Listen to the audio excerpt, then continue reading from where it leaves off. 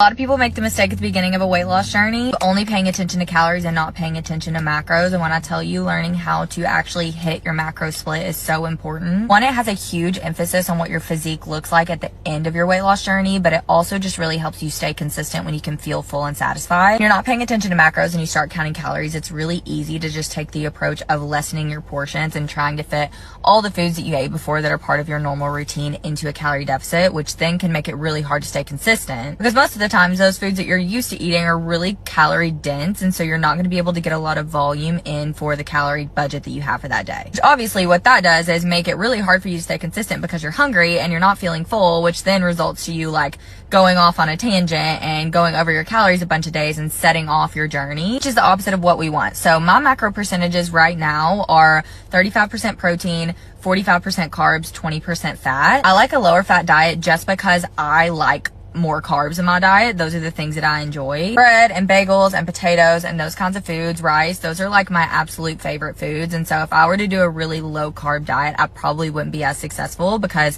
I wouldn't be able to stay as consistent, since those are the things that I love and those are my cravings. You can totally have a different split if your diet looks different. So if you're someone who likes really high fat, healthy fat foods like avocado or guacamole or chia seed, or like higher fat fish, for example, when you prefer that, you totally can have a higher fat percentage if that's what you like doing and that's what's going to keep you consistent. I'm the opposite, but the overall take on this is like, if your protein intake and your protein percentage is falling into place, then the other two are pretty malleable in what you can do. Obviously, fat is really important for hormonal functions. You don't need to cut out that completely, even if you are doing a lower fat intake. But since fats are higher in calories than carbs and proteins, it is easier to not incorporate as many of them in order to volume eat and to stay in your calorie deficit, which is why I take the lower fat approach. This works for a lot of people, but a lot of my clients prefer a higher fat diet as well. They would rather sacrifice some volume or sacrifice some carbs in their diet because they enjoy those fats and the satiety from the fats that they feel. Really, the number one thing you need to do is make sure you're getting enough protein. So 35% is more than enough if you're at a calorie number that aligns with your body and it's putting you in a calorie deficit, of course. What you want to do for protein to make sure you're getting enough in a calorie deficit is basically take your body weight in pounds,